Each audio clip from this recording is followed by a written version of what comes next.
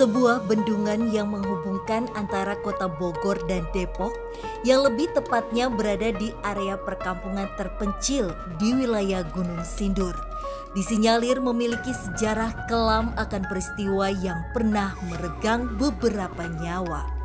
Warga sekitar menamai bendungan tersebut dengan sebutan Bendungan Mas Yono. Dulu ini pimpinan daripada bangunan ini orang Jawa namanya Yono gitu. Mas Yono itu orangnya itu juga orang darah biru juga katanya. Orang terkenal juga, tokoh dari Jawa lah. Bendungan yang terlihat seperti layaknya jembatan kecil yang hanya bisa dilewati para pengendara motor ini sudah berdiri sejak tahun 1920 saat masih zaman kolonial Belanda. Kalau ini menurut sejarahnya dari zaman penjajahan Belanda, tahun 1928. Beragam cerita mistis kerap dirasakan oleh para pengendara yang melintas atau warga yang sekedar melepas penat dengan memancing di area tersebut. Kalau orang ini bilang itu macan putih. Suka ada berbentuk ini, suka bapak-bapak gitu. Baju hitam. Belum lagi bendungan tersebut sangat kental dengan kisah para penari topeng dan pemusik gamelan yang konon terkubur hidup-hidup di area bendungan tersebut. Mitosnya setiap air banjir, deras, itu selalu kedengaran suara topeng. Sampai kedengaran ke rumah saya itu bunyinya kalau malam. Lantas, apakah penelusuran kami malam ini mampu menguak mitos akan penari topeng yang pernah terkubur di tempat ini? Ataukah ada kisah mistis maupun mitos lain yang membuat warga sekitar enggan melintas saat malam?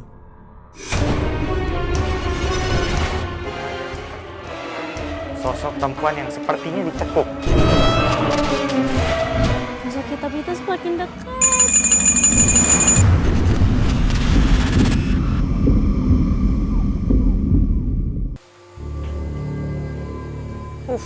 Lihat deh.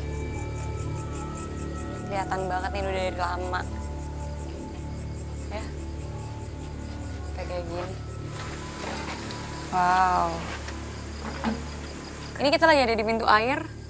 Apa yang kamu rasain di sini?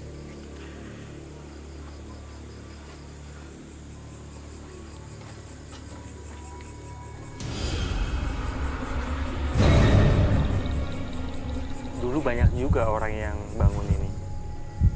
Ya karena dibangun sama orang Belanda, Ruth. Kamu tuh orang Belanda kayak gimana kan kalau memperkerjakan orang-orang kita zaman dulu? Rame-rame gitu. Iya. Dan ada korban juga saat pembangunan ini.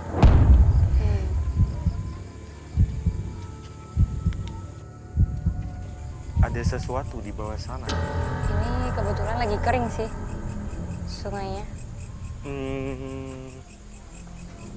Tak memerlukan waktu lama, Rudi perlahan mendekat ke arah sosok astral yang dirasakan di bawah jembatan ini. Saya melihat ada sesuatu di bawah sana. Jadi kayak ada sesosok makhluk yang dia minta saya mendekat ke sana. Seperti apa dia? Saya belum terlalu kelihatan, Mes. Makanya coba saya mendekat. Apa dia manggil nama kamu atau gimana, Ruth?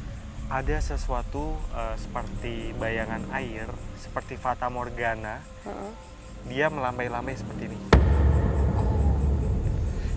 Gesturnya seperti orang yang sini gitu, sini.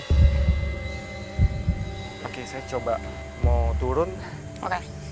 Kami turun mengikuti panggilan dari sosok Fata Morgana yang melambai-lambai memanggil Rudi.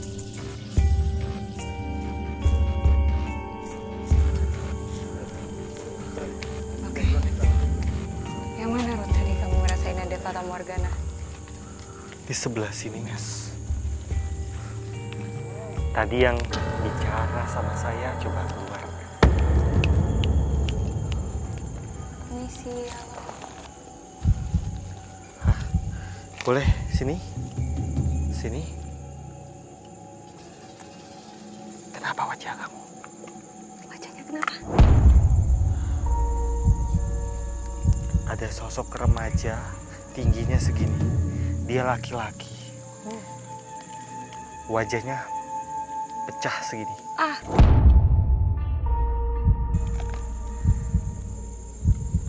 kenapa bisa kayak gitu, Ruth?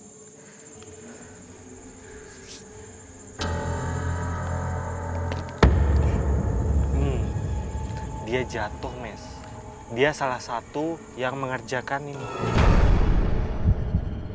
Berarti dia dari zaman Belanda.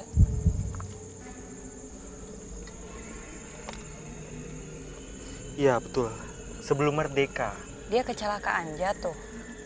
Umurnya sekitar 14 tahunan. Tapi dia bilang ada bahkan yang lebih kecil dari dia, Mes, yang ngerjain ini. Jadi dulu yang ngerjain itu bahkan yang kecil-kecil juga ada ikut. Demi dapat uang. Walau dibayar murah. Kasian banget. Oke. Dulu ada sesosok yang sangat disegani, dipercayai oleh Belanda. Sosok itu keriput, udah tua. Kemudian dia juga punya banyak anak buah. Rudi seakan memperkuat sejarah yang sedikit samar akan keberadaan bendungan ini. Bahwa lelaki yang bernama Mas Yono bukan hanya seorang arsitektur biasa saja, melainkan mandor yang mempekerjakan banyak orang dalam pembuatan bendungan ini. Mandor, dan dia asli dari Cirebon, masih ada keturunan dengan Kesultanan Cirebon. Namun seakan ada sebuah peristiwa kelam lainnya. Sosok astral yang berkomunikasi dengan Rudi pun mencoba perlahan memberitahu bahwa tak hanya korban dari masa pembangunan saja, melainkan adanya peristiwa kelam yang membuat kami semakin penasaran. Nah, Mes, tadi dia bilang ada sesuatu lagi, fakta mengerikan di sebelah sana. Dia bilang, fakta mengerikan apa? Iya.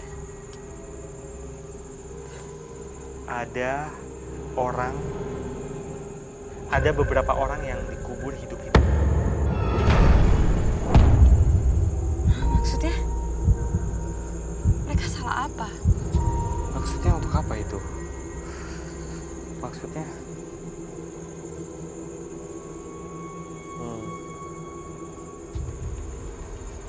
Dia bilang gini, saya nggak tahu persis, tapi mungkin yang di sana lebih tahu.